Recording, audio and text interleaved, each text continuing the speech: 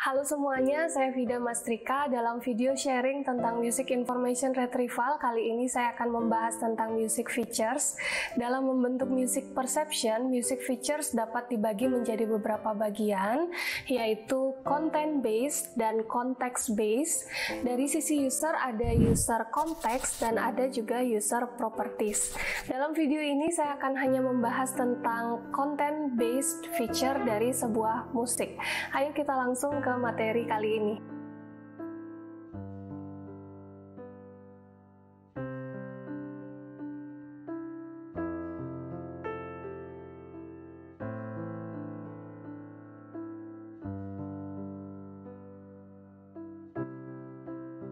Materi kali ini tentang content based feature.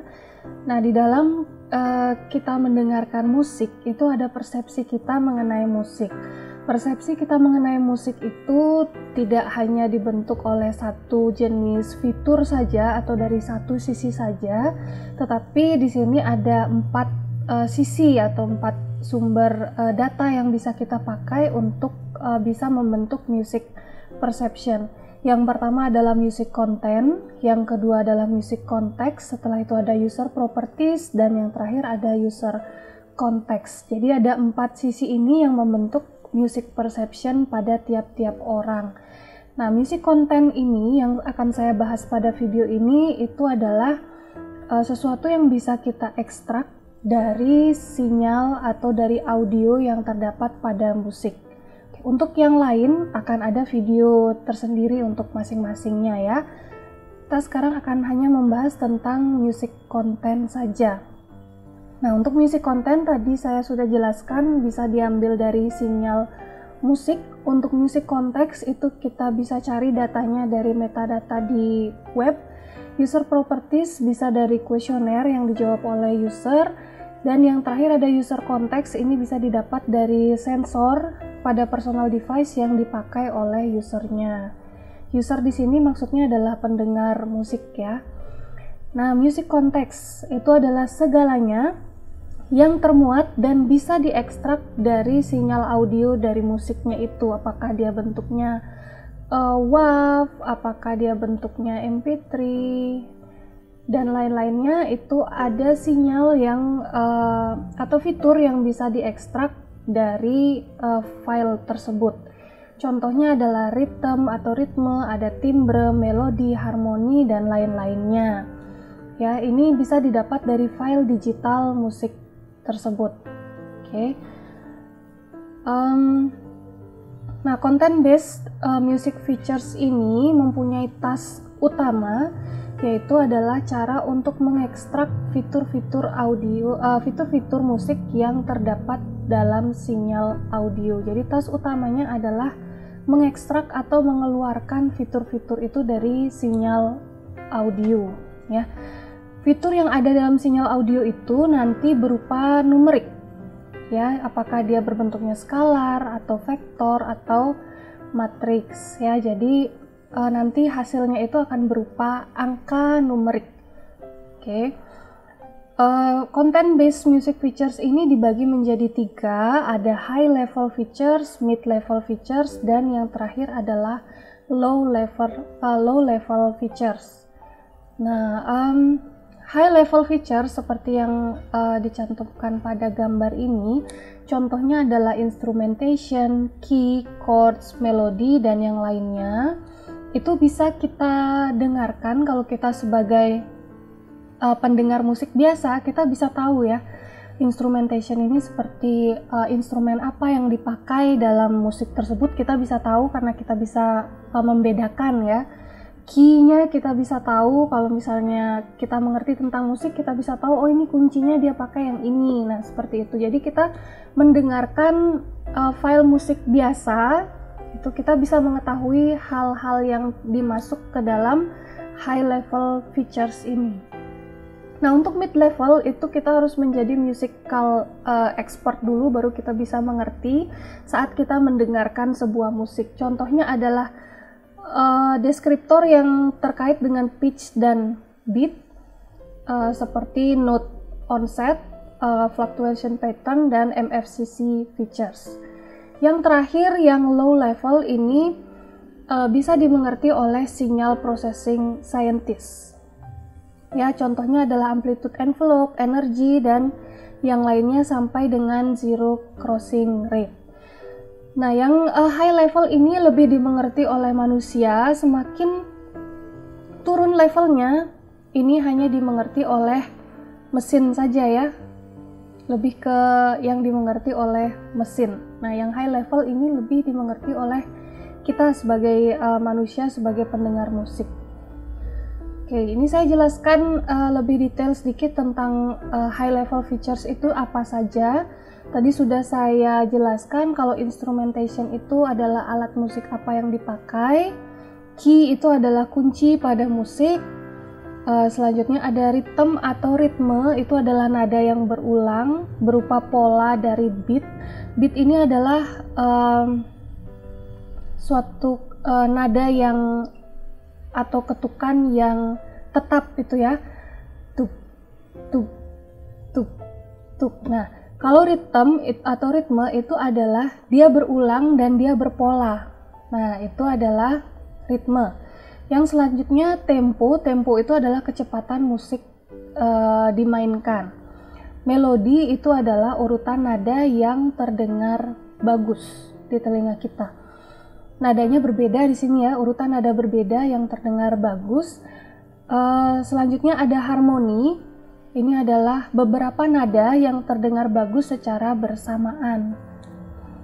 Contohnya kalau yang misalnya bisa kita mengerti itu ada suara 1, suara 2, suara 3 dan yang lainnya itu dinyanyikan secara bersamaan, terdengar bagus. Nah, itu namanya harmoni. Kalau melodi ini adalah urutan nada yang terdengar bagus. Jadi nada 1, nada 2, nada 3 diurutkan, itu terdengar bagus, itu namanya melodi. Itu dia yang termasuk dalam high level features. Penelitian yang berkaitan dengan high level dan low level features ada di penelitian yang saya cantumkan sekarang. Hit song prediction. Jadi pada penelitian ini para peneliti meneliti apakah sebuah lagu akan menjadi hit atau tidak. Itu diprediksi menggunakan low level dan high level audio features. Nah, contohnya seperti itu penelitiannya.